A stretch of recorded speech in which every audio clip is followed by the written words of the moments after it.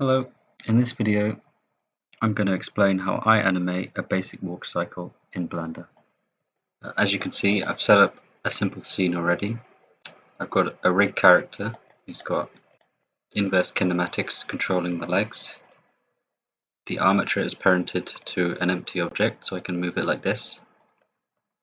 And the head is also controlled by inverse kinematics with this controller. So what I'm going to do is just go through basic steps of getting down a simple walk cycle, or at least the way I do it, and take you through it. So first things first, we need to pick frame rate. I like to animate at 12 FPS or on 2s, which is a standard for stop motion, and I think it gives quite a nice look. Also, it halves the render time compared to 24. So I'm just going to go to the output properties, go to frame rate, custom, and set it to 12. Okay. And now we need to know how long each step is going to be. A good rule of thumb is about 1 second for a full cycle. So 1 second at 12 FPS is 12 frames. Each step will be 6 frames. Because we're going to make this a repeating loop, we know that the first frame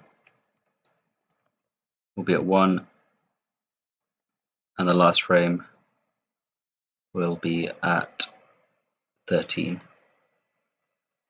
because that's 12 frames. So first I'm going to set the first key poses for the animation. There's 2 key poses. The first one is 1 leg forward and 1 leg all the way back, and the second one is the other leg forward and the other leg all the way back. So here's the first pose. I'm going to start with the right leg, just bring it forward, and the other right leg, I'm going to bring it back, and I'm going to lower the body so that the feet touch the ground comfortably. And then I'm going to rotate the leg up like this and bring it forward along the y-axis,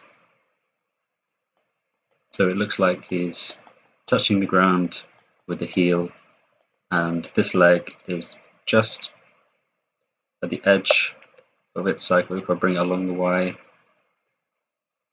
it's just lifting off and ready to step forward. This is the first key pose. I've actually done this on frame 13. So I'm going to select all, get my keyframes, press G and drag them down to frame 1. So that's what I want my first frame to be. I'm also going to rotate the hips a little bit on this frame, because when you walk, there's some hip rotation. So I'm just going to rotate the hips a little bit to the left. And I think I'll bring, you can't quite see the center line, so I'll just hide the floor. I'm going to bring the legs in just to the middle a little bit. I like the way that looks in the walk cycle. Next, I'm going to repeat this frame but mirrored, so with the other leg forward, and that's going to be on frame 7, which is halfway through the walk cycle. So I'll actually just put markers now. Left leg forward, and the first leg, I'm just pressing M and Control M to rename. Right leg forward, and at 13 that will also be right leg forward. So at frame 7 I'm just going to bring this leg back, so I want it to be in the same position roughly as where this one is. Rotate it, bring it up a little bit. Okay, that looks about right. And then I'm going to bring this leg forward on the y-axis I'm going to go to side view because it makes it a little bit easier to see.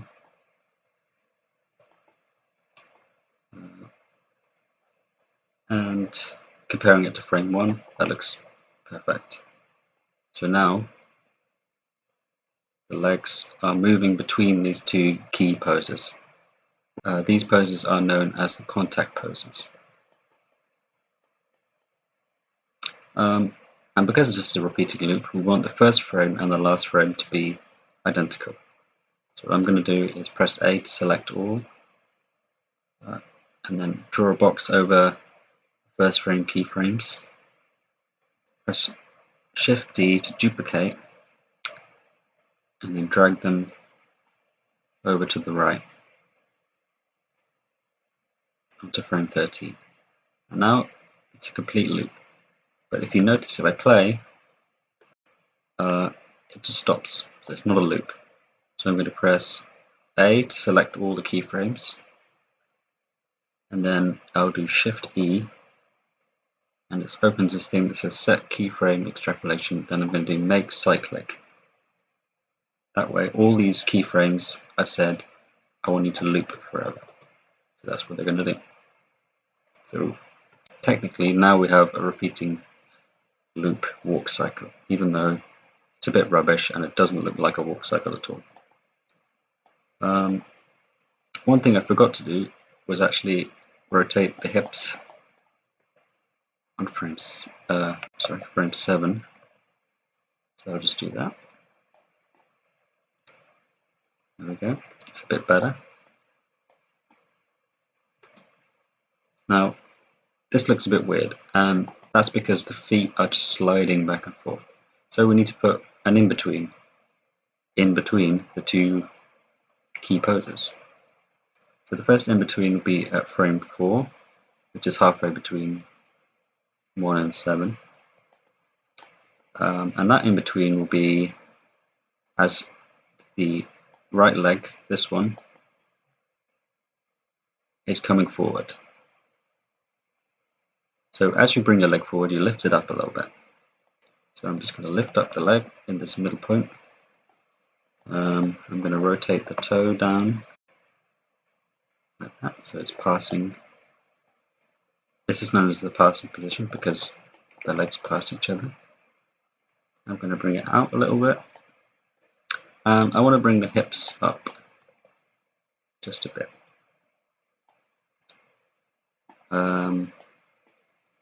I'll add a keyframe for this leg as well. I'm just going to rotate it so that the toe is flat to the ground. There we go. There's a step. It looks a bit more natural. It's not perfect, but we're going to fix that later with more in-betweens. So we'll just do the other in-between. That will be at frame 10, which is halfway between 7 and 13. So for frame 10, we'll do exactly the same thing. Because now the left leg's coming forward, we want that one to be lifted up, rotated, and rotate the other leg so it's flat, and lift up the hips just a little bit. And bring the leg out so they're not merging through each other. Perfect. See how that looks. Looks a lot better. A little bit slidey, but it's fine. We can improve it. It's not much character to this. This is technically a working walk cycle. It might be perfect for what you're doing, but if you want to add more character to it, we can add some more in-betweens.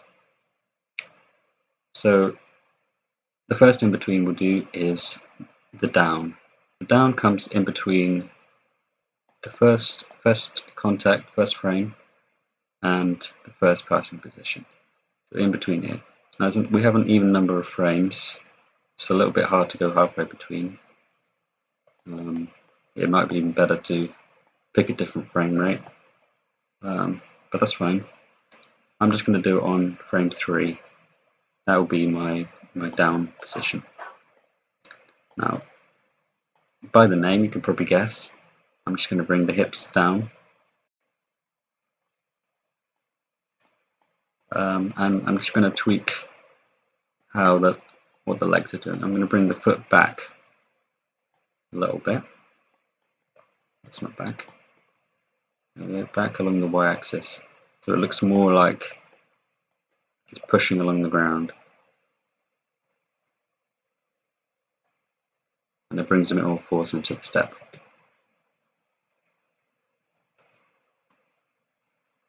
Now, depending on how much you adjust that, the step will look different. How far down you go, I could go even further down, and that makes it kind of pop up, which I don't know if that's necessary. Or I could even move the frame to frame 2.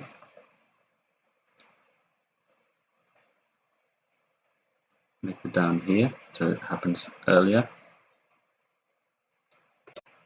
That also affects how it looks. You can tweak that to make the walk cycle look how you want. Ideally it should be in the midpoint, but that's not possible, so there you go. I'm going to do the down on the other side. So at frame 8, just bring the hips down. That's the most important part. I'm going to bring the foot back on the y-axis.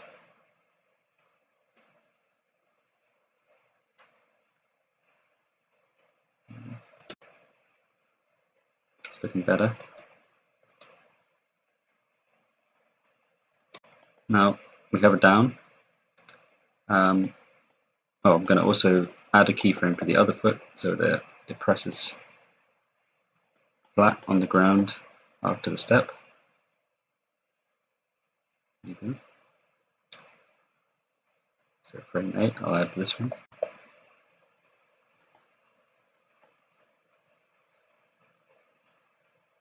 There you go. So a bit more of a forceful step, and the weight of the character is going into each step as it goes down. We have a down, now we're going to add an up.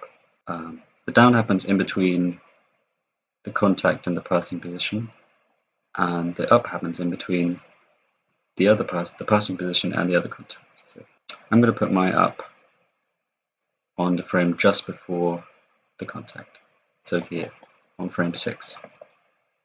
So for the up, I'm going to lift up this foot, and then I'm going to bring it out forward along the y-axis. Rotate it up. So it looks like the character is putting their foot all the way forward to go into that step. And because it's an up, I'm going to raise the hips just a little bit. And I'm going to rotate this foot to push that movement upwards. There we go. And I'm going to do that in frame 12 as well. So lifting the foot up and forwards, rotating the ankle and rotating the other ankle, lifting the body up a little bit. There you go. That's a pretty basic walk cycle there. That's also very passable for a lot of uses. We can add more character to it.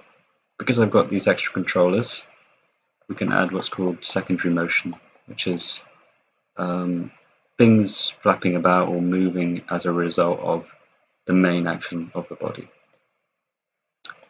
So we'll make the head move.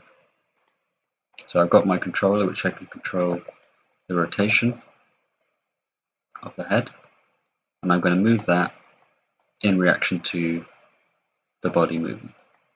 So first things first, I want to make sure that it is always facing forwards, because when you walk, your head will be drawn to which way you're looking, which is usually forwards.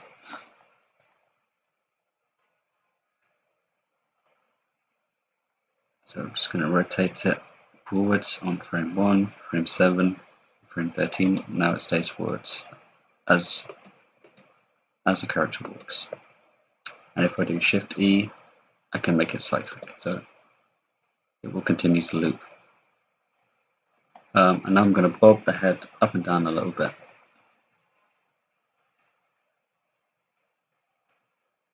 I'm going to put one bob here.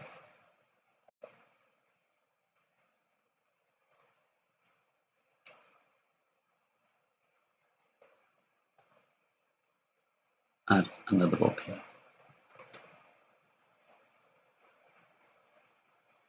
It's a bit extreme bobbing for my like, so maybe I'll just tone that down a little bit.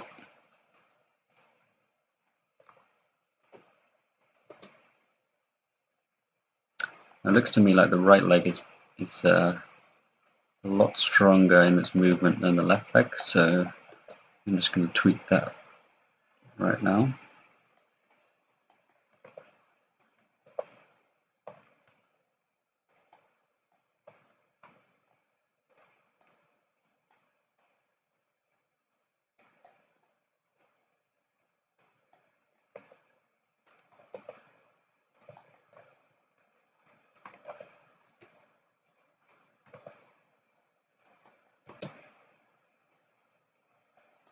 There we go, I think that looks better. And I'm going to add a bit more hip twist to add more character. Currently it twists along the z-axis, side to side. I'm going to make it twist along the y-axis like this. So as the left leg comes forward on frame 1, I'm going to twist like this.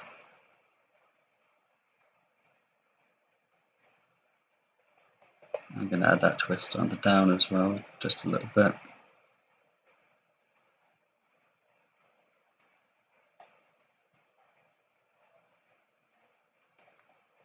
And on the other side, I'm going to twist in the other direction.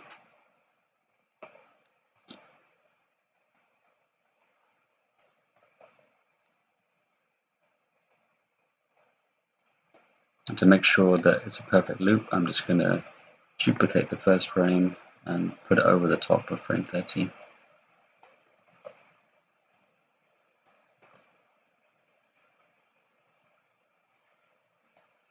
There we go. I think that is looking good. There's a little bit more we can do. We could add secondary motion on the ears, which I haven't rigged properly. And we could make the arms flap a little bit. This character doesn't really have very much to do with their arms, since they're just little stubs. But if you had a character with arms, you could swing them in motion with the legs. I think this is a good basis for a simple walk cycle, and hopefully it helps you make your own. You can exaggerate elements if you like. You can make the down pose much stronger, or the up pose much stronger, so it even hops out of the air before it steps. There's a thing called a double bounce walk, where you, instead of having a down and an up, you have two ups. It makes it look like a 1940s cartoon character or something like that. There's a lot of fun to be had with walk cycles, and you can, the more character you add, the more you can bring out the uniqueness of your character and your animation, so it doesn't look generic, like you've got some mocap data or something. I've done quite a long step here. You can make the step much shorter, which looks a bit more realistic, and you can turn it into a run, but that's slightly different, so I won't go into that. I think I've covered everything there. I've already set up the scene, so I think I'll render out the animation and put it at the end of the video. Thanks for watching.